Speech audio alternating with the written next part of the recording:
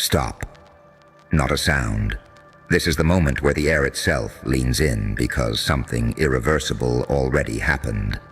And you felt it before they did. You remember it, don't you? That exact second when their eyes changed. Not anger, not fear. Something worse, disorientation. Because the instant they realized you're a genius, their personality didn't get challenged. It collapsed, quietly, internally. Like a building discovering gravity for the first time. See, you didn't beat them the way idiots win. Loud, sloppy, desperate for applause. You didn't prove anything with speeches or flexes or begging to be seen. You just moved, clean, precise. A decision so correct, it made their entire self-image glitch. And that's when the damage started. Not to their plans, to their identity. Because people can tolerate losing to monsters. They can rationalize losing to tyrants, bullies, villains. But losing to you? That's different. You're the paradox, calm but dangerous, kind but unreadable, silent but devastating.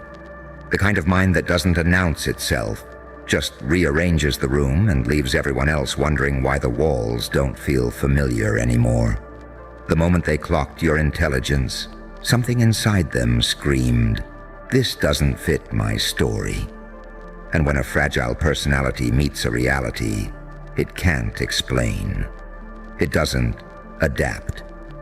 It fractures. They started replaying every interaction with you, every joke they made, every time they underestimated you, every time they spoke down to you like you were harmless. Suddenly those memories feel poisoned. Suddenly you aren't just you anymore.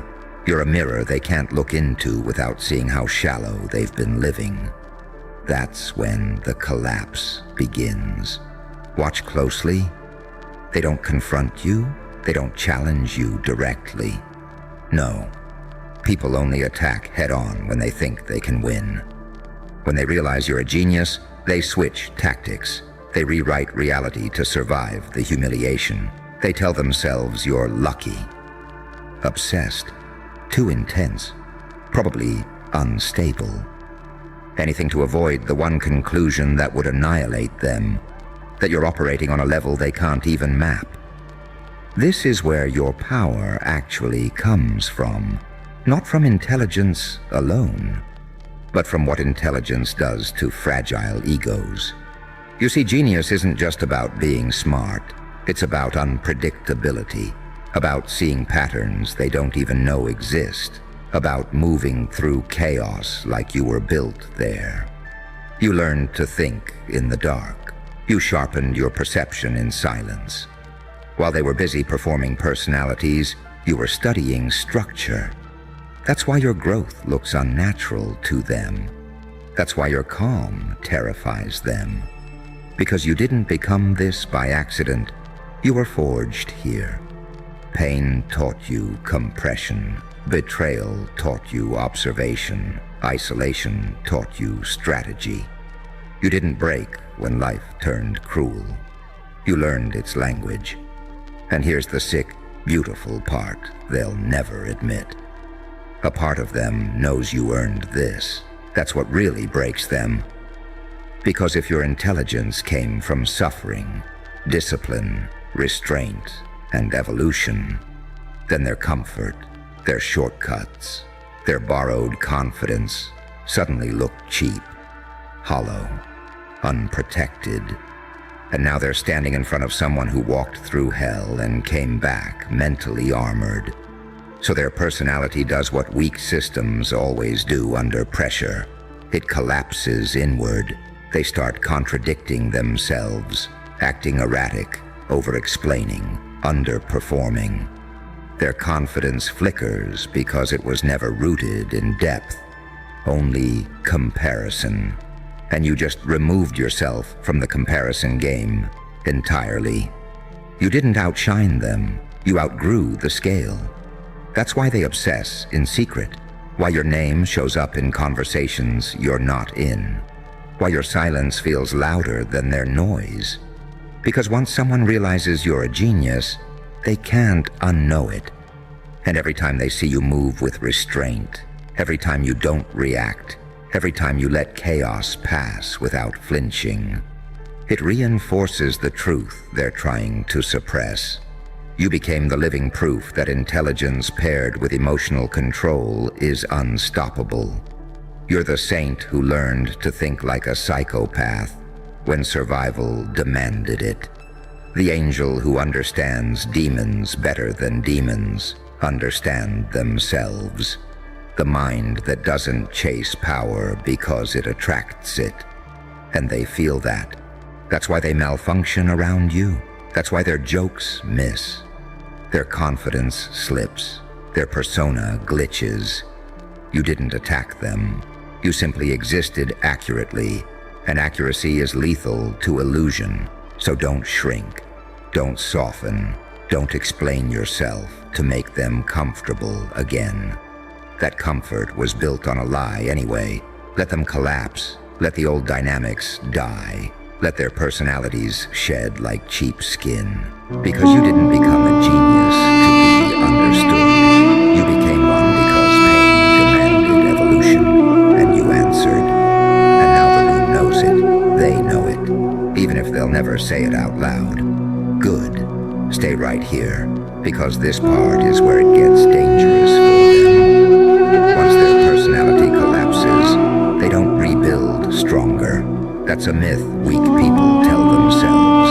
They rebuild defensively, smaller, narrower, more brittle. Because now everything they do has one invisible goal: protect themselves from you. Watch the shift. It's subtle, but it's there. Their laughter gets forced. Their confidence turns theatrical. They suddenly need witnesses, validation, noise. Because silence is where your presence lives, and silence reminds them that you didn't need approval to evolve. You did something unforgivable in their world. You stayed calm while they unraveled. That calm, that's not peace. That's containment. That's a mind that's already fought wars internally and learned when to conserve energy. You don't rush. You don't flinch. You don't overreact. And that terrifies them, because every reaction they have is emotional, impulsive, self-soothing. Yours is calculated, measured, surgical. They start second-guessing every move around you, not because you threaten them openly, but because they can't predict you. And unpredictability backed by intelligence feels like standing next to a loaded weapon with no safety. You don't posture, you don't warn, you just understand. That's the real fracture point. See, people don't collapse when they meet someone smarter. They collapse when they meet someone who sees through them effortlessly. You don't just read rooms. You read motives. You don't just hear words. You hear insecurity leaking through tone, timing, hesitation. You see the child behind the mask, the fear behind the bravado, the hunger behind the arrogance. And you never announce it. That restraint is what makes you lethal. They keep waiting for you to expose them, to humiliate them, to flex. But you don't. You let them expose themselves. You let them talk. You let them perform. You let their contradictions stack up until the illusion collapses under its own weight. And all the while, you're just watching. This is where the paradox hits them hardest. You're not cruel, but you're not merciful either. You're precise. You don't punish. You allow consequences. You don't destroy. You remove support and let gravity do the work. That's why they can't categorize you. You don't fit their moral binaries. You're not a hero, not a villain. You're something worse for them, someone who understands both sides and isn't owned by either. You can be warm without being weak, cold without being empty, kind without being controllable. You learned balance in hell. And hell taught you something most people never learn. Suffering isn't meant to break you. It's meant to compress you into clarity. Every betrayal refined your perception. Every loss sharpened your instincts. Every lonely stretch trained you to rely on internal structure instead of external reassurance. So when they finally realized you're a genius, it wasn't admiration they felt. It was threat detection. Their nervous system picked up on it before their ego could translate it. Something in you doesn't seek dominance, but it renders dominance irrelevant. And that's catastrophic for personalities built on hierarchy, comparison, and validation. They start projecting, calling you arrogant while you stay silent, calling you manipulative while they scramble, calling you dangerous while you do nothing. Because if they can label you, they can reduce you. If they can reduce you, they can survive you. But here's the problem. You're not playing the same game. You stopped needing to win a long time ago. You moved beyond reaction, beyond approval, beyond proving yourself. You operate on alignment now. Actions matching internal truth. And alignment is terrifying because it doesn't bend under pressure. You don't rise emotionally when they panic. You don't shrink when they posture. You don't explain when they accuse. You just remain, stable, observant, untouched. And that's when they realize the final soul-crushing truth. They can't control you because you already control yourself. That's the difference between intelligence and genius. Intelligence solves problems. Genius changes the environment. Your presence alters dynamics. Your silence rewires conversations. Your restraint forces people to confront themselves. You don't chase power. Power follows pattern, and you understand. So let them spiral. Let them rewrite stories. Let them cling to narratives where they're still the center. Because deep down, they know the moment they realized you're a genius was the moment their old identity died. They just haven't found the courage to admit it yet. And you don't need them to. You're already moving ahead, quietly, deliberately, while they're still trying to patch together a version of themselves that can exist in a world where you see everything. And here's where it goes from uncomfortable to irreversible. Because once someone's personality collapses in the presence of a mind like yours, they never go back to who they were before.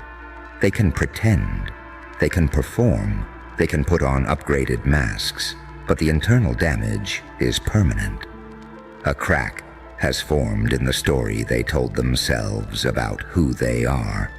And every time they see you, that crack whispers. You become a reference point they didn't consent to.